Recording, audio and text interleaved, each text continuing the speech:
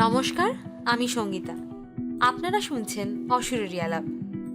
সকলকে জানাই শুভ বিজয়ের প্রীতি, শুভেচ্ছা আর ভালোবাসা। আশা করি আপনারা সকলেই পুজোটা খুব ভালোভাবে উপভোগ করেছেন।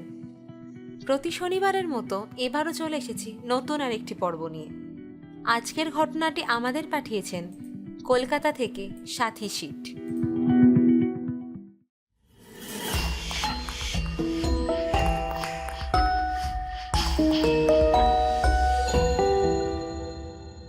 আজ যে ঘটনাটা আপনাদের কাছে বলতে চলেছি, এটি আমার মাসির বাড়িকে কেন্দ্র করে। তখন সবে 2 মাস হয়েছে আমার মাসির শ্বশুর মারা গেছেন। ওদের বাড়িতে প্রতিবারের মতো এবারে আর কোনো দুর্গাপুজো হবে না। এতে করে মাসির বাড়ির প্রত্যেকেরই মন খুব খারাপ, বিশেষ করে পিকাইয়ের। পিকাই হলো মাসির 10 বছরের একটি মাত্র ছেলে। ওই একটি মাত্র সবেধন নীলমণি ওদের বাড়ির সবার খুবই আদরের। এখানে বলে রাখি, আমার মাসি থাকে জামশেদপুরে।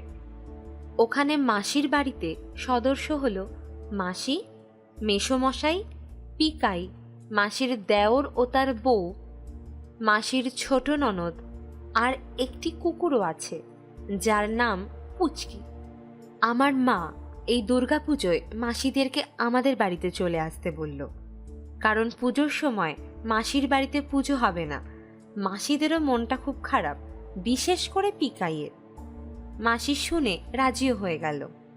তখন সেপ্টেম্বর মাস চলছিল, দুর্গাপুজো পড়েছিল 3রা অক্টোবর। আমাদেরও খুব আনন্দ হচ্ছিল, এবারের পুজো জমে যাবে। পুজোর সময় কেউ কারোর বাড়িতে বেড়াতে এলে খুব মজা হয়। আমাদের পাড়াতে খুব সুন্দর একটা পুজো হয়, একদম আমাদের বাড়ির সামনেই। যাই হোক, পুজোর কয়েকটা দিন মাসিরা আসায় খুব আনন্দে কেটে গেল। কিন্তু একাদশীর দিন সকালবেলায় মাসির বাড়ি থেকে একটা ফোন আসে। ফোনটা মাসির দেওর করেছিল। মেসোমশাই ফোনটাও ধরেছিল। অনেকক্ষণ কথা হলো, তারপর ফোনটা রেখে দিল। ফোনে কি কথা হলো আমি শুনতে পাইনি, কিন্তু ফোনটা রাখার পর মেশোকে দেখলাম মুখটা থমথমে। আমার মা ও মাসি একই সঙ্গে জিজ্ঞাসা করলো, ফোনটা কে করেছিল, কি ব্যাপার, কি নিয়ে কথা বলল, ওনার মুখটা এমন লাগছে কেন? মেসোমশাই বলল, সুবীর ফোন করেছিল। বাবার উইলটা শেষ পর্যন্ত কোথাও খুঁজে পাওয়া গেল না। আভা এসে প্রচুর অশান্তি করছে। বাবার উইলটা পাওয়াটা খুবই দরকার, যদি না পাওয়া যায় খুব অশান্তি হবে, আর সেটা এই আভাই করবে। এটা একটা চিন্তার বিষয় বলে মেসোমশাই একটা দীর্ঘ নিঃশ্বাস ফেললেন।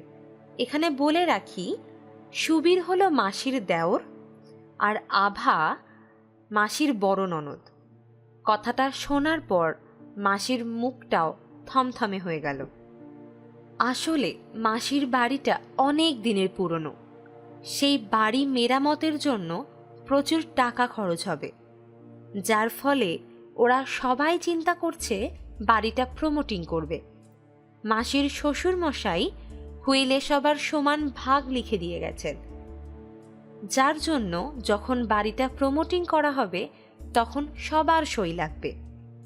সবাই একটা ফ্ল্যাট কিংবা টাকা নিতে পারে, এইভাবেই প্রমোটারের সঙ্গে কথা হয়েছিল।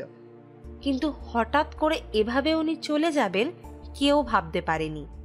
তার মধ্যে অনেক খোঁজা হলো, কিন্তু হুইলটা কোথাও পাওয়া যাচ্ছে না। রাতের বেলায় খেতে বসে আমার মা বাবা মাসিরা সকালের ফোনের কথাই আলোচনা করছিল। সকালবেলায় বাবার বন্ধু অমল জেঠু এসেছিল বাবার সাথে দেখা করতে কোনো এক বিশেষ কারণে। বাবা অমল জেঠুকেও মাসিদের এই ব্যাপারটা বলেছিল।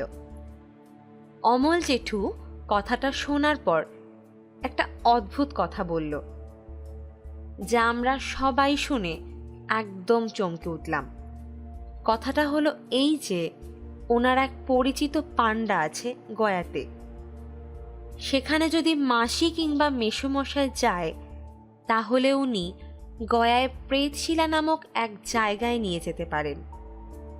সেখানে গিয়ে কিছু কর্মকাণ্ড আছে যেটা করলে পরে উইলটা কোথায় রেখেছেন বা রাখা হয়েছে সেটা জানতে পারা যাবে।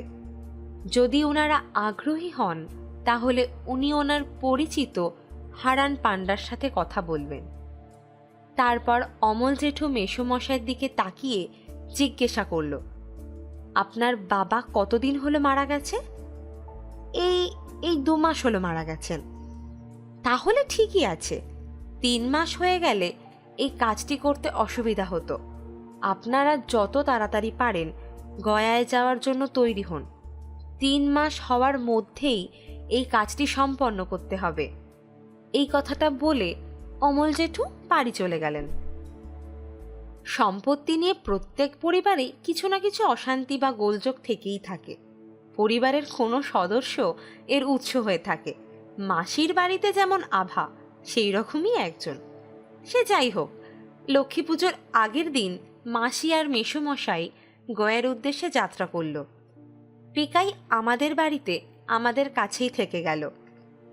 পিকাই খুবই ছোট, ওকে নিয়ে গেলে সেই কাজটা করতে অনেক সমস্যা হবে, কারণ কাজটা খুবই শক্ত। ওদের দুজনকে ধৈর্য ধরে কাজটি করতে হবে। পিকাই খুবই ছোট, সুতরাং মাসি ও মেসো এই দুজনের কাজটা সামলে যত তাড়াতাড়ি হোক ফিরে আসতে হবে। যাই হোক, আমাদের বাড়িতে লক্ষ্মী পুজো হবে, তাই সেটা নিয়েই ব্যস্ততা চলছে। কিন্তু আমার মন পড়ে রয়েছে মাসিদের গয়ার যাত্রার দিকে, কারণ ওখানে গিয়ে কি হবে নিজের চোখে দেখতে পারলে হয়তো ভালোই হতো। মাসিরা যতক্ষণ না ফিরে আসে ওখানে কি ঘটলো সেটা জানতে পারবো না, কিন্তু জানার জন্য মনটা খুবই উৎসুক হয়ে আছে। লক্ষ্মী পুজোর একদিন পর মাসিরা ফিরে এলো, আর ফিরে এসে ঘটনাটি যেভাবে বলতে শুরু করলো আমিও ঠিক সেভাবে বলছি যেভাবে ওরা আমাদের বলেছিল। গয়া পৌঁছাতে বিকেল হয়ে গেল। ওখানে গিয়ে হোটেলে উঠে ফ্রেশ হয়ে নিয়েই অমলদার কথা অনুযায়ী হারান পান্ডাকে ফোন করলাম। উনি ঘণ্টাখানেকের মধ্যে আমাদের হোটেলে চলে এলেন এবং বলল কাল সকালে স্নান করে শুদ্ধ বস্ত্রে তৈরি হয়ে থাকতে হবে। সকাল 9টা নাগাদ আমাদের প্রেতশিলার ওখানে উনি নিয়ে যাবেন। পাহাড়ের বেশ উঁচুতে জায়গাটা। উনি আরও বলল ওই প্রেতশিলাতে যখন যাওয়া হবে তখন কিন্তু যে কোনো একজনকেই যেতে হবে ওনার সাথে। আমার শ্বশুর মশাইয়ের যিনি খুব প্রিয় তিনি গেলে খুব ভালো কাজ হবে। আমরা সেইভাবেই কালকে সকালে ঠিক 9টার ভেতরে তৈরি হয়ে গেলাম। তারপর আমরা প্রেতশিলার উদ্দেশ্যে রওনাও হলাম। আমি আর তোর জামাইবাবু আর হারান পান্ডা। অনেকটা পাহাড়ের উঁচুতে উঠতে হয়, বেশ কষ্ট হচ্ছিল। যখন ওখানে পৌঁছালাম তখন প্রায় 11টা বাজে। কোনো লোকজন সেরকম নেই, প্রায় খাঁ করছে জায়গাটা। ওইখানের বাতাসও কেমন যেন ভারী হয়ে আছে। যেহেতু ওখানে কেবল একজনকেই যেতে হবে তাই তোর জামাইবাবু আমাকেই যেতে বলল। আসলে বাবার অর্থাৎ আমার শ্বশুর মশাইয়ের আমাকে খুব ভালোবাসতেন, অগত্যায় আমিই গেলাম হারান পান্ডার সাথে। কিন্তু ওখানে যাওয়ার আগে কিছু কথা বললেন উনি। তা হলো প্রেতশিলায় যাওয়ার আগে 3টি নিয়ম অবশ্যই মেনে চলতে হবে। যে কোনো পরিস্থিতিতে ওই নিয়ম কোনোভাবেই ভাঙা চলবে না, তাহলে বিপদ হতে পারে, এমনকি প্রাণ সংশয়ও হতে পারে। নিয়মগুলি হলো কোনো কথা বলা যাবে না, আমাকে হারান পান্ডাকে সর্বক্ষণ ছুঁয়ে থাকতে হবে, আর কাজ হয়ে গেলে যখন হারান পান্ডা আমাদের বলবে তখন শ্বশুরমশাইয়ের উদ্দেশ্যে প্রণাম করে বেরিয়ে আসতে হবে। তখন উনি আবার আমাকে ছুঁয়ে থাকবে। শ্বশুরমশাইয়ের হুইলটা যে পাওয়া যাচ্ছে না, সেটা আমি ওনাকে প্রথমেই বলে রেখেছিলাম। আর এই একটি মাত্র প্রশ্নের উত্তর আমার জানার কথা ছিল। হারান পান্ডা আমাকে বলল, আপনার শ্বশুরমশাইয়ের নামটা দয়া করে বলবেন, সাথে আপনার নামটাও বলতে হবে। আমার নাম সর্বাণী মজুমদার, আর আমার শ্বশুরমশাইয়ের নাম স্বর্গীয় কুণাল চন্দ্র মজুমদার। এরপর আমরা দুজনেই ভেতরে চলে গেলাম। উনি যেভাবে বলেছিলেন যে আমি ওনাকে স্পর্শ করে থাকি, আমি ঠিক সেইভাবেই ওনাকে স্পর্শ করেছিলাম। ভিতরটা কিরকম অস্বাভাবিক ঠান্ডা, পুরো জায়গাটা অন্ধকার মিশমিশ করছে, কোথাও কোনো কিছুর অস্তিত্বও টের পাওয়া যাচ্ছে না। ভীষণ ভয়াবহ একটা পরিবেশ সৃষ্টি করেছে এই প্রেতশিলা। ওখানে ঢুকেই একটি মন্ত্র পাঠ করতে লাগলেন হারান পান্ডা। বেশ কিছুক্ষণ ধরে কানে আসতে লাগলো মন্ত্রপাঠের আওয়াজ। কিছুক্ষণ পর উনি আমার শ্বশুরমশাইয়ের নাম ধরে বললেন, স্বর্গীয় কুণাল চন্দ্র মজুমদার, আপনি কি এসেছেন?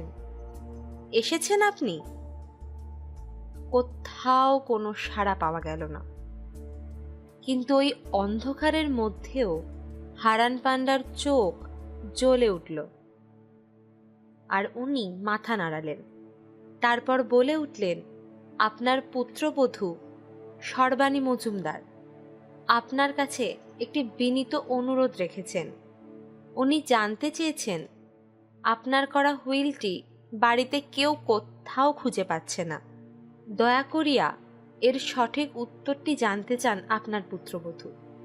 আপনি যদি সঠিক উত্তরটা দিয়ে উনাকে বাধিত করেন, তাহলে আপনার পরিবার খুবই উপকৃত হইবে। আবার কিছুক্ষণ নিস্তব্ধতা। তারপর আবার ওই অন্ধকারের মধ্যেও দেখতে পেলাম উনি মাথা নাড়ালেন। ওনার গলা পেলাম। উনি বলল, অসংখ্য ধন্যবাদ, আমি অবশ্যই আপনার পুত্রবধূকে এটি জানিয়ে দেব। আপনি যেখান থেকে এসেছেন আমি জানি আপনার খুব কষ্ট হচ্ছে, আমাদেরকে ক্ষমা করবেন। তবুও এই সমূহ বিপদ থেকে আপনার পুত্রবধূ ও আপনার পরিবারকে বাঁচিয়ে উদ্ধার করলেন আপনি।